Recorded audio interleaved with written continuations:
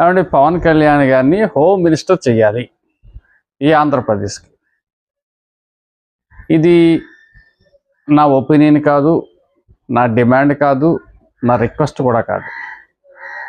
ఆంధ్ర రాష్ట్ర ప్రజలు మనోభావం ఇది. ఈ మనోభావం మీకు ఎలా తెలుసు అని మీరు అడుగుతున్నారు కదా. మీకు తెలుసు, ముఖ్యమంత్రి చంద్రబాబు నాయుడు గారు ఎప్పుడు సీఎంగా ఉన్నా కానీ ఈ ఆంధ్ర రాష్ట్రంలో ప్రజలు లోగుట్టు ఏంటి, వాళ్ళు ఏం కోరుకుంటున్నారు అనే అంశం మీద ఆయన ఎప్పుడు కూడా డీప్ సర్వే చేస్తూ ఉంటాడు. అతను దీనికోసం ఒక టీము ఆయన దగ్గర పనిచేస్తూ ఉంటారు.